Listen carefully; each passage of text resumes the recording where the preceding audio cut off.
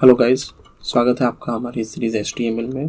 Last जो हमारा segment था उस सेगमेंट में हमने HTML फॉर्म्स के बारे में सीखा था कि HTML वेब पेज में फॉर्म कैसे बनाते हैं और फॉर्म के कौन से फंडामेंटल एलिमेंट्स होते हैं, जैसे कि हमारा फॉर्म टैग है, field set, legend, different types of input fields, then text area. तो ये सारे जो एलिमेंट्स हमने देखे थे उसे कंबाइन करने पे हम एक प्रॉपर फॉर्म बना सकते हैं। सो आई एम गेसिंग दैट आप सब ने खुद प्रैक्टिकल परफॉर्म किया होगा HTML फॉर्म का और एक बढ़िया वेब पेज में HTML फॉर्म बनाया होगा। अगर आपको वो HTML फॉर्म बनाने में कोई भी डिफ़िकल्टी या प्रॉब्लम हुई है तो आप हमें forum.learn1.com पर बता सकते हैं। हम आपकी प्रॉब्लम्स को सॉल्व करके आपको रिवर्ट करने की ट्राई करेंगे। आज का जो हमारा सेगमेंट है उसमें हम सीखने वाले हैं फॉर्म के इनपुट टाइप्स के बारे में। गाइस, यहाँ पे मैं एक बात बता दूँ, लास्ट जो हमारा सेगमेंट था उस सेगमेंट में हमने जो फंडामेंटल फॉर्म के इनपुट टाइप्स होते हैं, email, password, radio buttons, checkbox, text area, submit and button, so ये सारे जो इनपुट टाइप्स थे वो हमने ऑलरेडी गो थ्रू कर लिए थे। आज का जो हमारा सेगमेंट है उसमें हम जो रिमेनिंग इनपुट टाइप्स है वो भी देखेंगे और जो HTML5 के न्यूली एडेड जो इनपुट टाइप्स है, मतलब जो भी इनपुट टाइप्स पहले HTML4 तक नहीं थे लेकिन उसके बाद HTML5 में ऐड किए गए थे, वो भी हम आज देखने वाले हैं। तो स्टार्ट करते हैं आज का सेगमेंट। फर्स्ट है हमारे इनपुट टाइप्स। इसमें यहाँ स्लाइड में जो दिखाया गया है, जैसे कि फर्स्ट है इनपुट टाइप इक्वल्स टेक्स्ट। मैं कोड भी साथ में खोल देता हूँ। यहाँ पे अगर हम HTML ओके एग्जाम्पल फॉर्म तो यहाँ पे हम एक डेमो फॉर्म अगेन बनाएंगे ताकि हम एग्जाम्पल के साथ साथ देखते जाए। सो फॉर्म बनाने के लिए सबसे पहला जो टैग था वो था फॉर्म। फॉर्म के अंदर होगा एक्शन एंड मेथड में हम दो मेथड यूज़ कर सकते हैं, गेट या पोस्ट, जो हमने लास्ट सेगमेंट में भी सीखा था और इसके बाद वाले सेगमेंट में भी हम देखने वाले हैं फॉर्म एट्रीब्यूट्स का जो हमारा सेगमेंट रहेगा उसमें। सो पहला ही इनपुट टाइप इक्वल्स टेक्स्ट। सो सबसे पहले हम फील्ड सेट ऐड कर देते हैं, लेजेंड में registration form, then input type. अब जो पहला है हमारा टाइप इक्वल्स टेक्स्ट, तो ये हमने ऑलरेडी देख लिया है कि जो input type equal to text होता है इसमें हम इनपुट फील्ड कंट्रोल डिफाइन करते हैं जिसमें हम टेक्स्ट एंटर कर सकते हैं। टेक्स्ट कुछ भी हो सकता है, जैसे कि characters, numbers and special characters etcetera. फिर हमने देखा था पासवर्ड, जिसमें हम पासवर्ड ऐड कर सकते हैं जो फ्रंट एंड में, मतलब जो स्क्रीन होती है उसमें विजिबल नहीं होता है।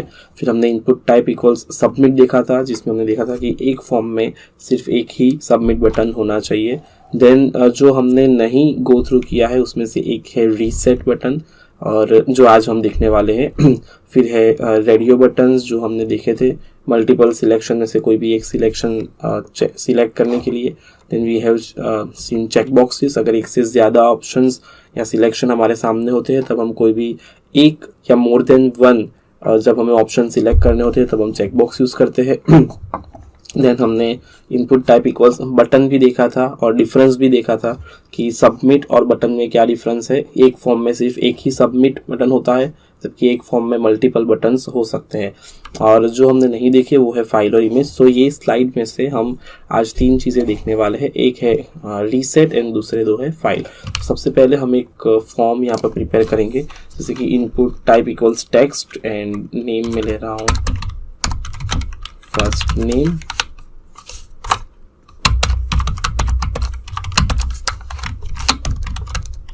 फर्स्ट नेम के बाद आएगा last name, user name, type equal password, और लेट्स से हम अगर चेक बॉक्स भी लेते हैं या रेडियो बटन लेते हैं तो input type equals radio, name should be gender, value should be male,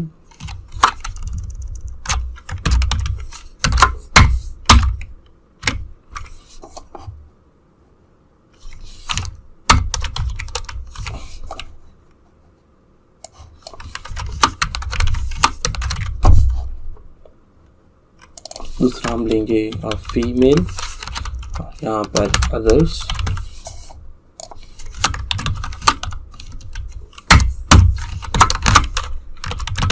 तो ये हो गए हमारे 3 check boxes, sorry 3 radio buttons यार। और उसके बाद हम लेंगे कुछ चेक बॉक्सेस, चेक बॉक्स, और चेक बॉक्स में हम लेंगे sports value equal to cricket,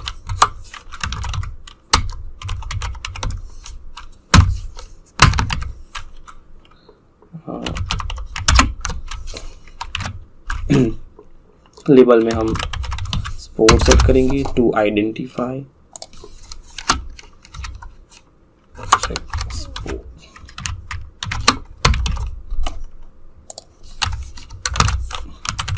cricket. दूसरा जो हम ले रहे हैं चेक बॉक्स वो होगा फुटबॉल, वैल्यू में भी फुटबॉल ऐड करते हैं, और जो फ्रंट एंड में दिखेगा वो भी होगा फुटबॉल,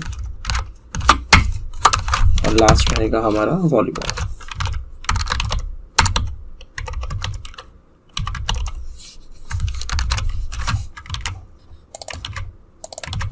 तो ये हो गया हमारा फॉर्म ऑलमोस्ट रेडी। यहाँ पे हम ऐड करेंगे जेंडर लेबल,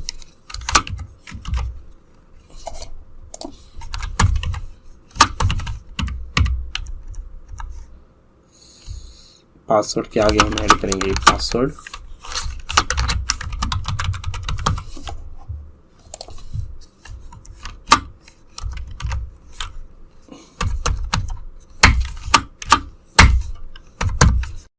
यूजर नेम के आगे हम ऐड करेंगे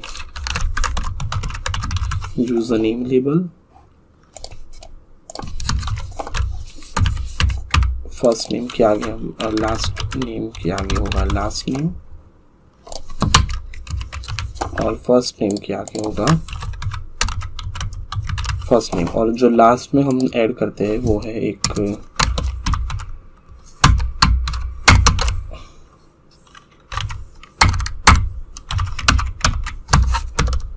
सबमिट बटन।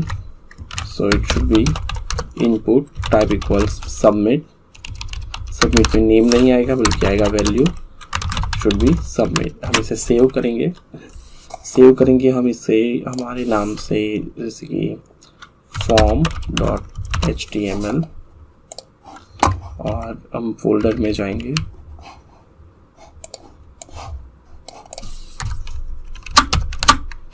ये है मेरा form.html। सो रन करने पर हमारा फॉर्म कुछ इस तरह से दिख रहा है, जैसे कि first name, last name, user name, password, then gender, जिसमें हम कोई भी एक सिलेक्शन सिलेक्ट कर सकते हैं, और मल्टीपल सिलेक्शन के लिए हमारे पास चेक बॉक्सेस है, और सबमिट। तो सबमिट पर हमारा फॉर्म यूजुअली क्लियर हो जाता है क्योंकि हमारा डेटा जो है वो सबमिट हो गया है। सो ये हमारा फॉर्म, एक डमी फॉर्म फटाफट से हमने रेडी कर दिया है। करंटली हमने इसके अंदर कोई भी एक्शन से जो हमारा डेटा जो इस वेब पेज पर सबमिट हो रहा है वो हमने ऐड नहीं किया है इसे, क्योंकि हमें अभी करंटली उसे सबमिट नहीं करना है सर्वर पे या किसी पेज पे। सो इट्स फाइन, अगर आप रख रहे हैं so it's well and good, अगर नहीं रखते हैं तो पेज खाली रीलोड होगा, वो किसी जगह पे सबमिट नहीं होगा। और मेथड हमने यूज़ करी है पोस्ट, ताकि हमारी जो URL है इसमें सेंसिटिव डेटा शो ना हो। सो करंटली हमने लास्ट जो सेगमेंट था उसमें जितने भी यूजफुल हमारे जो इनपुट कंट्रोल्स थे वो सारे हमने यहाँ पे इस फॉर्म में यूज़ कर लिए हैं। सो आज हम कुछ और जो इनपुट टाइप्स है वो देखने वाले थे जो रिमेनिंग है, जिसमें पहला है रीसेट। तो रीसेट के लिए क्या होता है, जब हम रीसेट यूज़ करते हैं तो हमारा जो फॉर्म फील्ड होता है वो रीसेट हो जाता है। सो इसलिए मैं यहाँ पे एक इस BR के नीचे एक इनपुट ऐड करूँगा, type should be reset, name नहीं चाहिए, value should be reset, save and reload. जब हमने रीलोड किया तो हमारे पास यहाँ पर एक रीसेट बटन आ गया है। अब हम देखते हैं इससे क्या होता है। Let's me add some first name, let's say ABCD XYZ at last name, username as user name, password should be ABCD, मैं यहाँ से कोई भी सिलेक्शन परफॉर्म करता हूँ और सिलेक्ट करता हूँ कुछ sports. So the moment I will click on the reset button, हमारा जो डेटा है वो क्लियर हो जाता है. रिपीटिंग, रीसेट से सारे जो फॉर्म फिल्स होते हैं वो अगेन सेट हो जाते हैं नल पे. सो अगर आपने कोई फॉर्म फिलअप करने में गलती की हो तो आप रीसेट की मदद से सारा फॉर्म क्लियर करके फिर से फॉर्म को फिल आउट कर सकते हैं.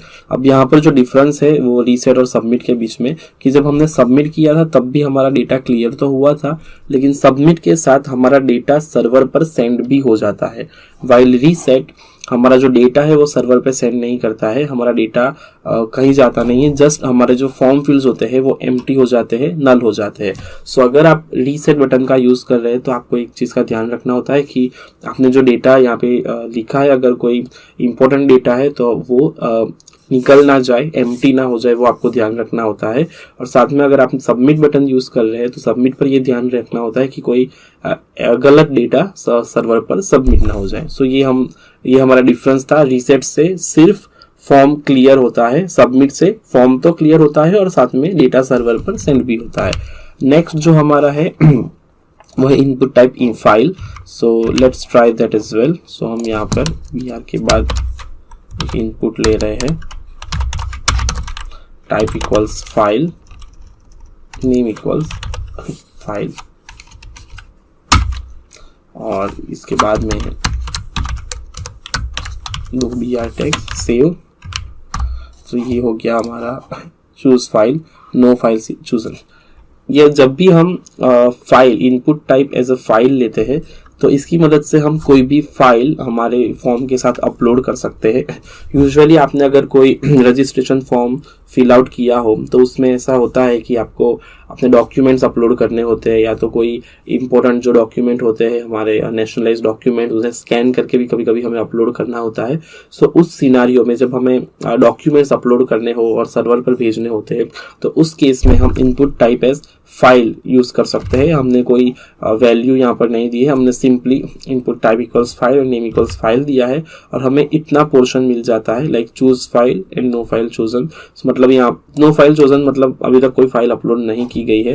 So the moment I will click on choose file, हमें एक ऑप्शन आ जाता है कि हम कोई भी एक फाइल यहाँ से सिलेक्ट करके चूज कर सकते हैं. सो मैं करंटली हमारा जो HTML का पोर्शन है उसमें से कोई भी एक इमेज या कुछ अपलोड कर सकता हूँ. सो मैं यहाँ से कोई भी चीज़ अपलोड करना चाहूँ तो लेट्स से मैं आज का जो प्रोग्राम है हमारा फॉर्म का, या तो फिर यहाँ पर मेरे पास एक इमेज पड़ी है शूज़ की तो वो मैं अपलोड कर सकता हूँ. So the moment I am selecting my image, यहाँ पर हमारी जो भी फाइल है उसका नाम यहाँ पर आ जाता है. सो ये इंडिकेशन है कि जो हमारी फाइल है वो फॉर्म के साथ सक्सेसफुली अटैच हो गई है, बट सर्वर पर अभी नहीं गई है. सर्वर पर वो कब जाएगी, जब हम सबमिट बटन पे क्लिक करेंगे. So file input type file select करने का ये एडवांटेज है कि जब भी आप कोई फाइल सिलेक्ट करते हैं तो उसका नाम यहाँ पर हमें शो हो जाता है. नेक्स्ट जो हमारा इनपुट टाइप है वो है इमेज. इमेज टैग की मदद से हम सबमिट बटन या कोई भी बटन ही बनाते हैं एक्चुअली, बट उसके साथ एक ग्राफिक भी हम लोग ऐड कर देते हैं. जैसे कि कोई अगर हमें इमेज शो करानी है और उसकी क्लिक पर अगर हमें सबमिट परफॉर्म करना होता है तो हम यूजिंग इमेज इनपुट टाइप वो कर सकते हैं.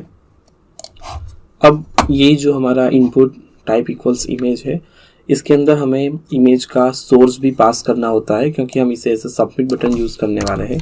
सो मैं यहाँ से ये जो सबमिट बटन है हमारा उसे कमेंट करता हूँ, क्योंकि लास्ट जो हमारा सेगमेंट था उसमें हमने सीखा था कि एक जो फॉर्म होता है उस एक फॉर्म में सिर्फ एक ही सबमिट बटन अलाउ होता है. सो मैं यहाँ पे जो सबमिट बटन है उसे मैंने कमेंट कर दिया है और अब मैं यहाँ पर input type equals image alter, मतलब अल्टरनेटिव क्या है इसका, तो सबमिट.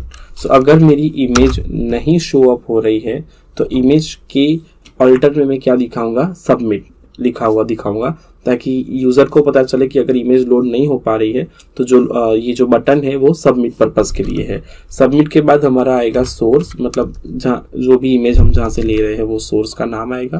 सो करंटली मेरी जो इमेज है वो मैं हमारे फोल्डर में से learn1 की एक इमेज ले रहा हूँ, learn1.jpg. सो वो है मेरी इमेज नाम के फोल्डर के अंदर. So it's like images and उसके बाद स्लैश learn1.jpg। ओके, सो ये हो गया हमारा टाइप आ गया, इसके अंदर अल्टरनेटिव आ गया, मतलब अगर हमारा बटन इमेज लोड नहीं हो रहा है तो क्या शो होगा वो हो गया, और सोर्स आ गया। एक और चीज़ है ऑप्शनल विड्थ, जो हम उसके बाद में देखेंगे। अगर हमारा बटन कुछ ज़्यादा स्पेस ऑक्यूपाई कर रहा है तो हम मैन्युअल विड्थ भी दे सकते हैं। सो सेव, और मैं इस फॉर्म में जाके इसे रीलोड कर रहा हूँ। तो जैसे ही हमने पेज रीलोड किया, यहाँ पर हमें लर्न वन का एक बटन दिख रहा है।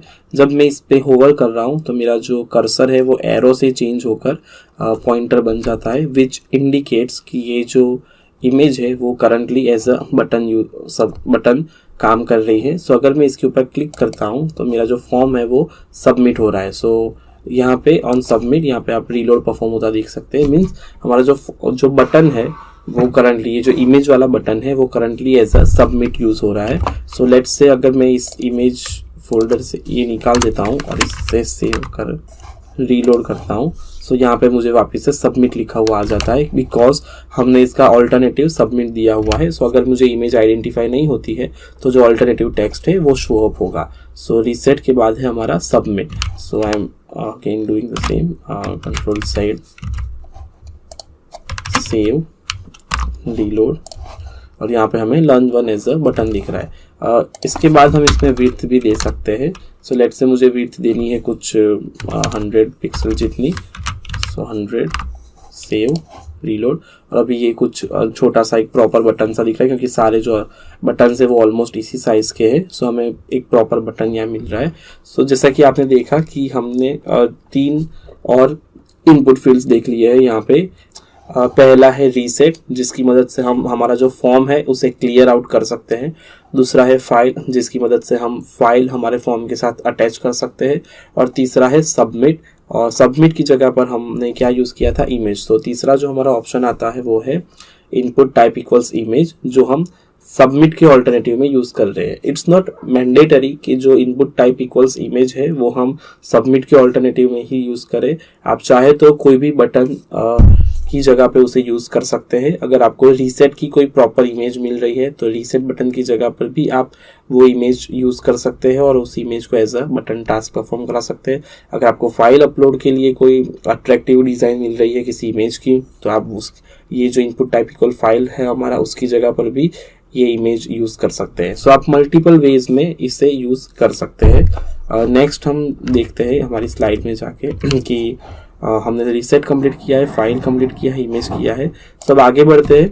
सो यहाँ पे ये स्लाइड में जितने भी मेंशन किए हुए जो इनपुट टाइप्स है वो सारे इनपुट टाइप्स HTML5 में ऐड किए गए हैं। सो हम 1 बाय 1 हर एक इनपुट टाइप देखेंगे HTML5 में जो ऐड किया गया है। सो सबसे पहले हम स्टार्ट करते हैं कलर से। सो लेट्स से ये हमारा फॉर्म है। इसी फॉर्म में हम और भी इनपुट टाइप्स ऐड करते जाएंगे। सो ये करंटली मैं कमेंट करता हूँ इनपुट टाइप इक्वल्स इमेज को, ये हमारा इनपुट टाइप इक्वल्स सबमिट। अब यहाँ फाइल के नीचे हम अलग अलग हमारे जो इनपुट टाइप्स है जो HTML5 में ऐड किए गए हैं वो हम ऐड करेंगे। सो लेट्स से सबसे पहला हमारा आता है कलर। सो कलर की मदद से हम कलर पैलेट इंक्लूड करा सकते हैं। So let's say colour name देते हैं हम लोग कलर, सेव एंड रीलोड। जैसे ही हमने इसे रीलोड किया मैं इसके बाद में 2 BR टेक्स्ट भी ऐड कर देता हूँ। ओके, सो यहाँ पे एक कलर सिलेक्शन आ जाता है हमारे पास। डिफ़ॉल्ट जब भी हम इनपुट टाइप इक्वल्स कलर देते हैं, जो डिफ़ॉल्ट कलर हमारे पास आता है वो होता है ब्लैक। सो इसलिए हमारा जो कलर सिलेक्शन है उसके अंदर हमें ब्लैक कलर दिखाई दे रहा है। जब मैंने इसके ऊपर सिलेक्ट किया है तो हमारे पास ये कलर सिलेक्शन ऑप्शन आ जाता है। इसकी मदद से हम लोग अलग अलग कलर सिलेक्ट कर सकते हैं। अगर ये जो सर्कल दिख रहा है आपको, अगर इस सर्कल को आप मूव कर रहे हो इस पैलेट के ऊपर, तो जो भी कलर के ऊपर आप ले जा रहे हो वो कलर हमारे यहाँ इस पोर्शन में आपको दिखेगा, विच मीन्स वो कलर हमारा सिलेक्ट हो रहा है। अगर आपको ये रेड की जगह पर कोई और कलर चाहिए तो यहाँ नीचे हमें एक ट्रे दी गई है, अब उस ट्रे पर जाके आप अलग अलग कलर कॉम्बिनेशंस भी सिलेक्ट कर सकते हो। जैसे जैसे मैं यहाँ से ये मूव कर रहा हूँ आइकन को, जैसे यहाँ पे कुछ नंबर्स भी चेंज हो रहे हैं। ये नंबर एक्चुअली हमारे RGB कोड्स है, रेड ग्रीन एंड ब्लू के। सो ये जो कलर दिख रहा है वो कॉम्बिनेशन है हमारा रेड ग्रीन और ब्लू का। सो यहाँ पे जैसे जैसे हम मूव करेंगे वैसे वैसे हमें अलग अलग कॉम्बिनेशन के साथ यहाँ पे कलर मिलेंगे। This is the picker. Picker की मदद से हम स्क्रीन के ऊपर का कोई कलर ले सकते हैं।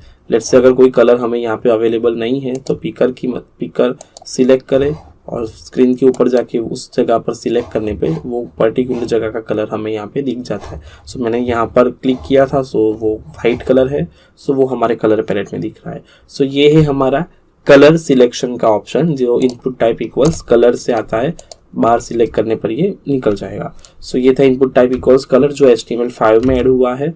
सो मैं यहाँ पर एक लेबल ऐड करता हूँ ताकि हमें आइडेंटिफिकेशन मिले कि ये जो इनपुट टाइप है वो हमारे कलर के लिए है, colour reload colour. Okay, next है हमारा डेट। सो उसके लिए भी हम इसे ऐड करेंगे। लेट्स से BR के बाद मैं ये पोर्शन कॉपी कर रहा हूँ।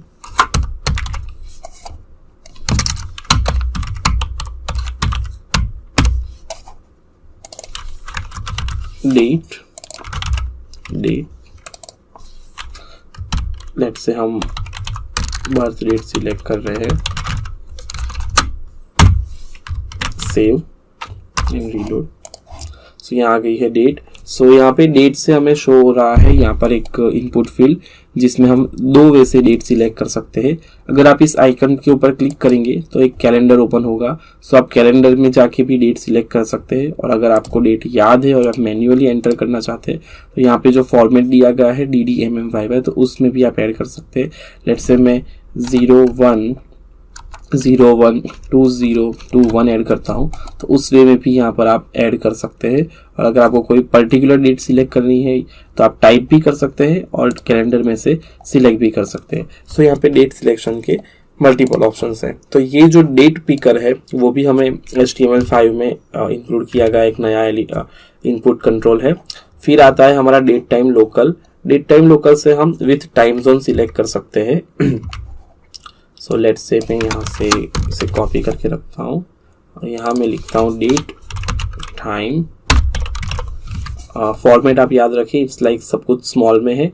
डेट टाइम फिर डैश करके LOCAL, फिर LOCAL, यहाँ से मैं नेम रिमूव कर रहा हूँ currently and reload.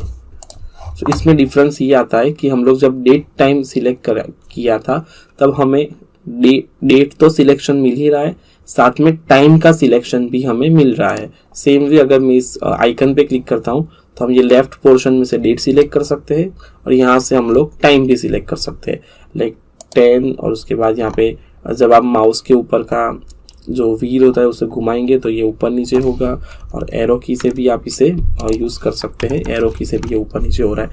So multiple ways है आपको सिलेक्ट करने के। तो ये था हमारा डेट। तो डेट और डेट टाइम में डिफरेंस है कि डेट में आप ओनली डेट सिलेक्ट कर सकते हो और डेट टाइम लोकल में आप पर्टिकुलर टाइम भी सिलेक्ट कर सकते हो। नेक्स्ट हमारा जो इनपुट फील्ड है वो है ईमेल। हम लास्ट सेगमेंट में भी देख चुके थे कि जब हमें कोई ईमेल एड्रेस ऐड करना होता है तब हम ईमेल यूज करते हैं। फिर आता है मंथ की मदद से हम ओनली मंथ सिलेक्ट कर सकते हैं। Let's say label is month, type equals month, name equals month, save, load। जब हमने मंथ यहाँ पे लिया है तो यहाँ पे कुछ चीजें दिखाई दे रही है। फर्स्ट ऑप्शन हमारा मंथ का ही है। सो अगर आप ABCD में से अगर जैसे कि हमारे मंथ के नाम होते हैं, जैसे कि जनवरी है तो J से शुरू होता है, तो when I am pressing J हमें जून, जुलाई, जनवरी मतलब तीनों ऑप्शन हमें अवेलेबल हो रहे हैं।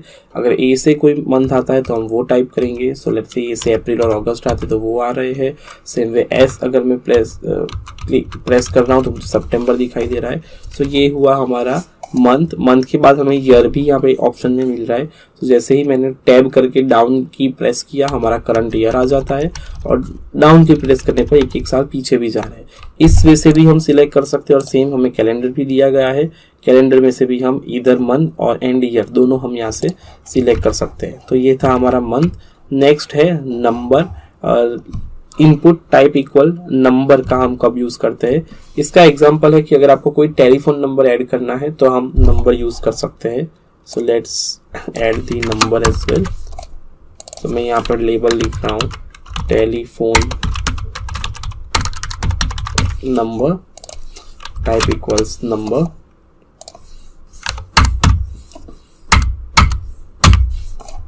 और नेम में हम लेते हैं telephone number. Save and reload the page. जैसे हमने रीलोड किया हमें यहाँ पे टेलीफोन नंबर एज लेबल मिल रहा है और यहाँ पे हमें मिल रहा है एक इनपुट जहाँ पर अगर मैं कैरेक्टर्स टाइप करता, लाइक करंटली मैं कीबोर्ड पे ABCD या कोई भी और कैरेक्टर टाइप करता हूँ तो वो नहीं प्रेस होगा एक्सेप्ट ई। ई प्रेस होगा क्योंकि ई मैथमेटिक्स में यूज होता है, लॉग वगैरह में हमने ई यूज किया होता है। तो ई यहाँ पर सिर्फ प्रेस होगा, लेकिन ई के अलावा के जो कैरेक्टर्स है वो इसमें प्रेस नहीं होंगे। So only E is allowed. Rest हमारे जो नंबर्स होते हैं वो हमें यहाँ से हम प्रेस करके डाल सकते हैं। सो नंबर या तो आप कीबोर्ड से एंटर कर सकते हैं या तो यहाँ पर जो अप डाउन एरो की दी गई है उससे भी आप ऐड कर सकते हैं। अगर मैं अप दबाता हूँ तो 1 आता है और डाउन दबाता हूँ तो 0 आता है। जैसे जैसे मैं डाउन दबाता जा रहा हूँ वैसे वैसे माइनस नंबर्स आ रहे हैं एंड ऑन प्लेसिंग अपर जो एरो की है उसके ऊपर मुझे पॉजिटिव नंबर्स मिल रहे हैं। तो आप दोनों वे से नंबर सिलेक्ट कर सकते हैं, या तो आप ये की जो दी गई है अप डाउन से यूज करें या तो फिर आप मैन्युअली कीबोर्ड से भी नंबर्स ऐड कर सकते हैं। मेक श्योर जो इनपुट टाइप इक्वल्स नंबर है वो सिर्फ नंबर्स अलाउ करेगा and E as a character allow करेगा, एक्सेप्ट कुछ भी नहीं। नेक्स्ट है हमारा URL। सो URL जो होता है वो सिर्फ URL अलाउ करता है as a input field. I am copying the same place URL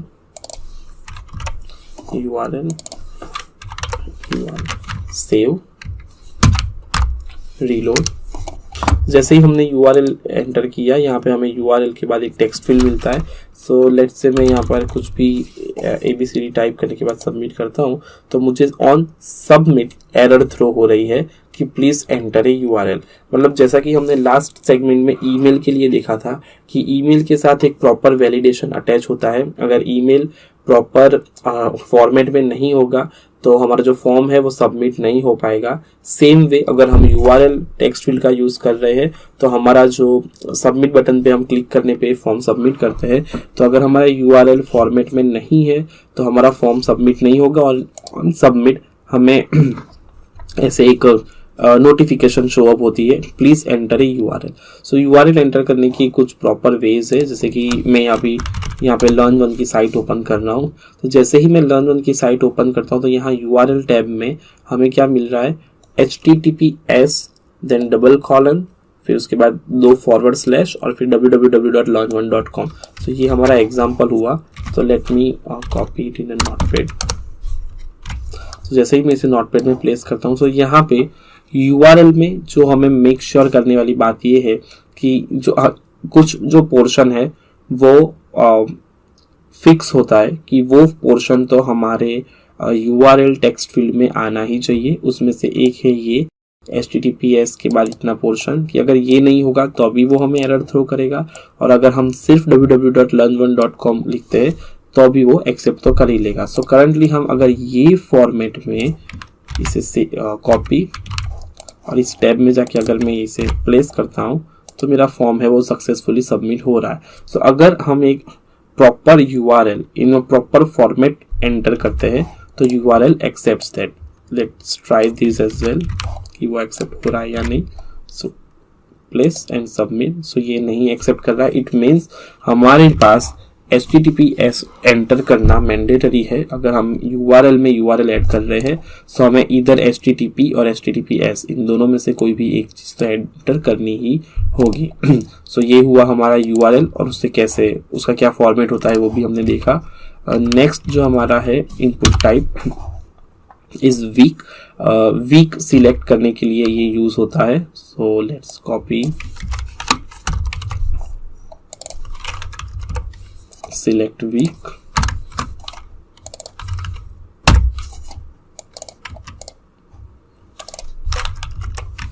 save and load.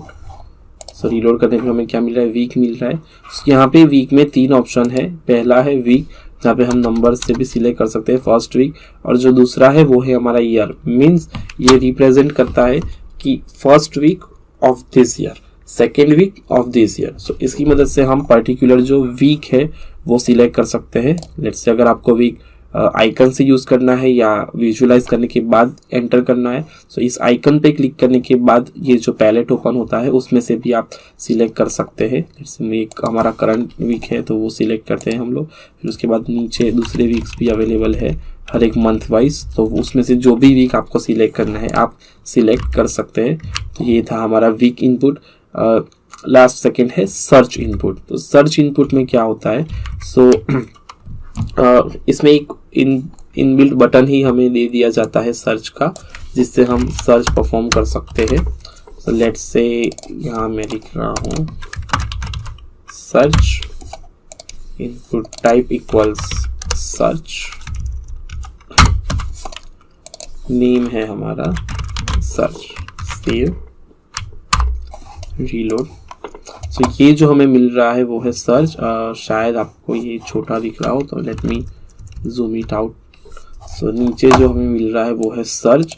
Search में है कि अगर हम इसके ऊपर कुछ भी टाइप करते हैं उसके बाद हम इसके ऊपर सबमिट क्लिक करते हैं तो ये डेटा हमारा सर्च होगा। बट जब हमें सर्च करना है तो हमें एक सबमिट बटन चाहिए। तो करंटली हमारा जो सबमिट बटन है वो हमने नीचे दिया है, बट यूजुअली जब हम कोई भी सर्च परफॉर्म करते हैं तो उसके जो टेक्स्ट फील्ड होता है उसके बाजू में यूजुअली हमें एक बटन दिया जाता है, तो उसकी वजह से हम सर्च कर सकते हैं। तो प्रॉपर यूज़र इंटरेक्शन के लिए, मतलब जब यूज़र कुछ भी एंटर करता है तो उससे बाजू में सर्च बटन होगा तो ज़्यादा वो फिजिबल रहेगा। तो हम क्या करेंगे, ये जो सबमिट बटन है वो यहाँ से रिमूव करके सर्च और यहाँ पे रख देते हैं। So save it and run. So यहाँ हमें पता चलता है कि जो भी डेटा हमें एंटर करना है, let's say I am typing hello. So hello search right करने के बाद अगर मैं सबमिट बटन पे क्लिक करता हूँ तो हमारा फॉर्म तो रीलोड हो ही रहा है, लेकिन जो भी डेटा होगा वो भी इसकी मदद से हम सर्च कर सकते हैं। So this is the use of the input type equals search. Next जो हमारा इनपुट टाइप है वो है TEL, टेल। TEL ऑलवेज हम टेलीफोन नंबर के लिए यूज़ करते हैं। जब भी हमें यूज़र से as a input telephone number accept करना होता है तब हम input type equals TEL use करते हैं। So let's check that with an example. So हम यहाँ पर जैसे कि हमने ऊपर टेलीफोन नंबर लिखा था यहाँ पे, सो यहाँ पर हम एज ए नंबर इनपुट ले रहे हैं, बट यहाँ पे हम लोग स्पेसिफिकली एक टेलीफोन नंबर ही लेंगे। So let me add contact number in the label, type equals TEL, name equals contact number. इसमें हमें इनपुट फील्ड नहीं चाहिए। Save and reload. यहाँ पे आके हमारा कॉन्टैक्ट नंबर, अब अगर मैं यहाँ पे कुछ भी टाइप करूँगा तो वो हमारा एक्सेप्ट हो जाएगा, लेकिन ये currently without validation same as number field ही परफॉर्म कर रहा है। सो हमें कॉन्टैक्ट नंबर या ऐसे कुछ TEL जैसे टेलीफोन नंबर वाले जब इनपुट फील्ड हम यूज़ करते हैं तब हमें उसके साथ ही वैलिडेशन या तो पैटर्न अटैच करना हो। सो ये पैटर्न क्या होता है, पैटर्न यूजुअली एक फिक्स फॉर्मेट होता है कि जब भी हम कोई डेटा हमारे टेक्स्ट फील्ड में एंटर करते हैं तो वो डेटा किस वे में शो होना चाहिए, वो कैसा दिखना चाहिए, ये शो कराने के लिए हम पैटर्न यूज़ करते हैं। सो करंटली मैंने जब कॉन्टैक्ट नंबर लिया तो मैं कोई भी नंबर इसके अंदर ऐड करूँ वो मल्टीपल टाइम्स ऐड हो रहा है। प्लस जैसे कि हम जानते हैं कि कोई भी जो कॉन्टैक्ट नंबर होता है वो 10 डिजिट से ज़्यादा लंबा नहीं होता है। सो लेट्स से मुझे ऐसा टेलीफोन नंबर ऐड करना है जो एक पर्टिकुलर फॉर्मेट में हो। सो लेट्स से मेरा जो पैटर्न है टेलीफोन नंबर ऐड करने का वो कुछ ऐसा है कि मैं पहले 3 नंबर ऐड करूँगा, उसके बाद में एक हाइफन होना चाहिए, उसके बाद फिर से 3 नंबर ऐड हो, फिर अगेन हाइफन हो और उसके बाद 4 नंबर ऐड हो। सो टोटल जो हमारा होता है वो 4 + 3 + 3 मतलब 10 डिजिट्स का हमारा नंबर हो रहा है। सो यूजुअली कॉन्टैक्ट नंबर इस फॉर्मेट में होते हैं। तो अगर मुझे इस टाइप में ही फिक्स कॉन्टैक्ट नंबर एक्सेप्ट करवाना है यूज़र के पास से, सो उसके लिए हम यहाँ पर पैटर्न इंट्रोड्यूस करते हैं। So it's like pattern equal. अब पैटर्न लिखने के कुछ तरीके होते हैं। सो बिकॉज मुझे सबसे पहले नंबर ऐड करवाना है जो कितने होने चाहिए, लेंथ में 3 होने चाहिए। so, जैसा कि हम जानते हैं कि नंबर जो है वो 0 से 9 के बीच में ही होते हैं, इससे ज़्यादा कोई नंबर नहीं होते हैं, लाइक 0 1 2 3 ... 9। सो 0 से 9 के बीच में अगर नंबर्स एंटर कर सकते हैं हम, तो यहाँ पे आएगा 0-9। दिस इंडिकेट्स कि हम जो एंटर कर रहे हैं वो एक नंबर है जो 0 से 9 के बीच में है और हमें इसे 3 बार एंटर कराना है, मतलब एक नंबर, उसके बाद दूसरा नंबर, उसके बाद तीसरा नंबर। तो इसलिए हम यहाँ पे इन दिस ब्रैकेट लिखेंगे 3। That's it. मतलब हमें क्या एंट्री चाहिए, 0 से 9 के बीच में कोई भी एक नंबर लेकिन 3 बार। सो आप एक नंबर ऐड करो, फिर दूसरा नंबर ऐड करो, फिर तीसरा नंबर ऐड करो, फिर जो है हमारा पैटर्न अलाउ नहीं करेगा।